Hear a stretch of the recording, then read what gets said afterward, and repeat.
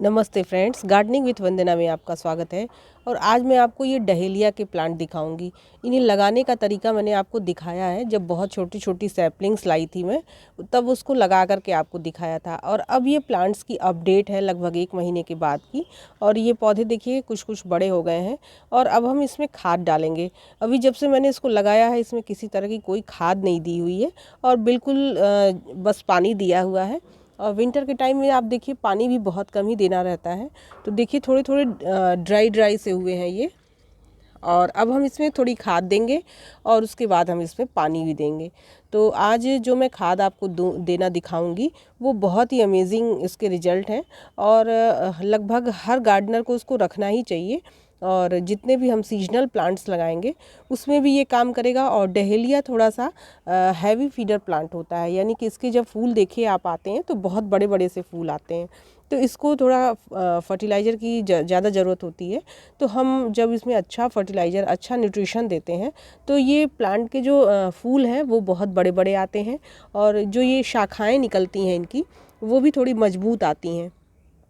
और इसके साथ ही साथ फर्टिलाइज़र देने से क्या होता है कि जो कलर आने होते हैं प्लांट्स के ऊपर, जो पौधे में कलर आते हैं फूल के, वो बड़े अच्छे आते हैं। खूब अच्छा सा कलर आएगा।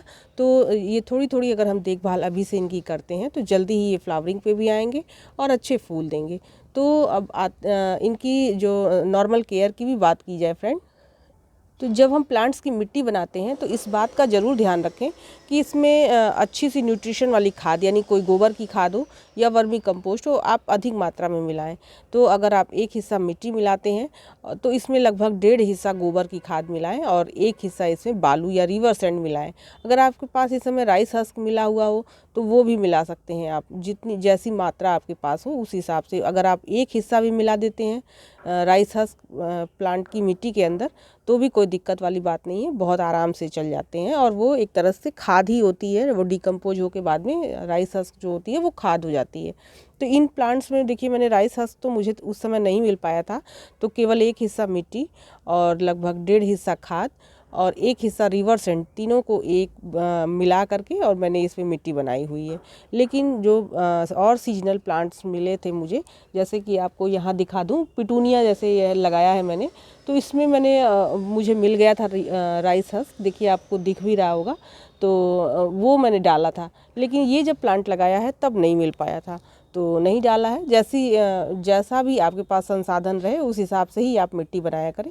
लेकिन एक रेशियो ये रहना चाहिए कि वेल ड्रेन मिट्टी हमें बनानी है, यानी पानी डाला और नीचे ड्रेन आउट हो गया। पानी प्लांट्स पीता नहीं है, वो बस केवल मॉइस्चर लेता है। तो उतना ही पानी हमें देना है जिससे कि जितना मॉइस्चर बना रहे, पानी ठहरना नहीं चाहिए गमले में। ये जो प्लांट अभी आपको दिख रहे हैं ये 10-10 रुपए की सैपलिंग्स मैं ले आई थी और इसे लगाना आपको दिखाया वीडियो में है ही, पिछली वीडियो में। और अब जो इसमें मैं दूंगी वो खाद दूंगी। तो अब दिखाती हूँ मैं इसमें क्या देने वाली हूँ। तो फ्रेंड ये है DAP, इस तरह का ही होता है। ये कभी कभी ब्लैक कलर में भी आता है।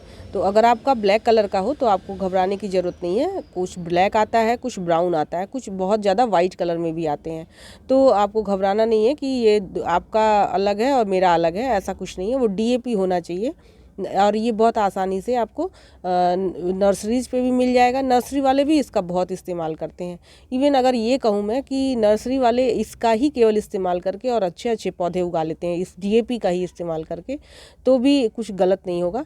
और DAP में क्या क्या होता है, इसको कैसे प्लांट्स में देते हैं, इस पर मैंने एक सेपरेट वीडियो DAP पे बनाई हुई है, फर्टिलाइज़र DAP फर्टिलाइज़र पे, NPK पे भी बनाई है, आप चाहें तो उसको देख सकते हैं। और उससे इस तरह से हमें ये ज़रूर जानना चाहिए कि इसमें क्या है या किन किन टाइम पे इसको इस्तेमाल किया जा सकता है।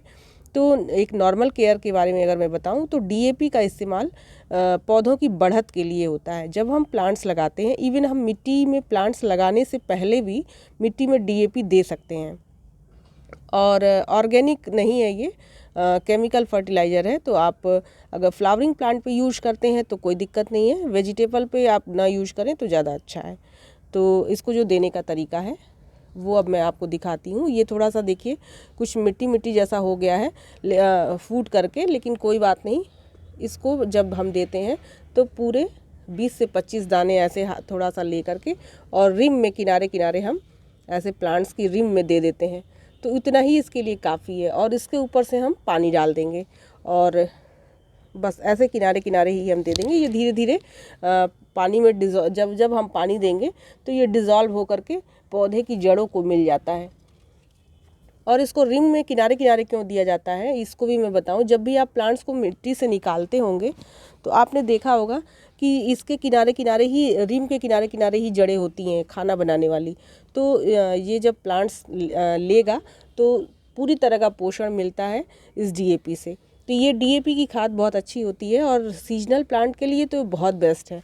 तो इस समय जितने भी आपने फ्लावरिंग प्लांट्स लगा रखे हों तो उसमें ये दे देंगे। और अंतराल हम 15 दिनों का कम से कम रखेंगे, यानी महीने में हमें इसको केवल 2 बार देना है। और उतने से ही आप देखेंगे कि प्लांट की ग्रोथ बहुत अच्छी हो रही है।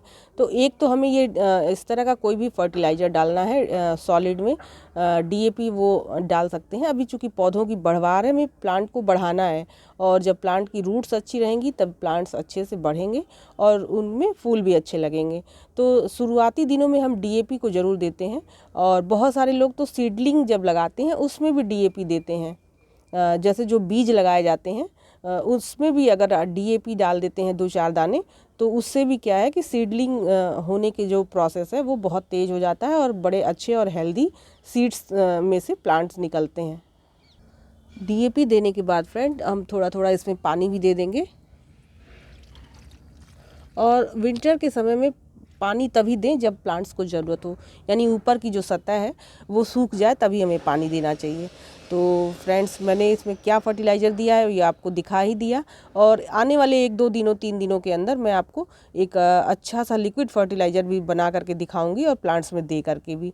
तो आपको ये वीडियो अच्छी लगी हो तो इसे लाइक ज़रूर करिएगा और मेरे चैनल में नए हो तो सब्सक्राइब भी कर लीजिएगा। नमस्ते फ्रेंड्स।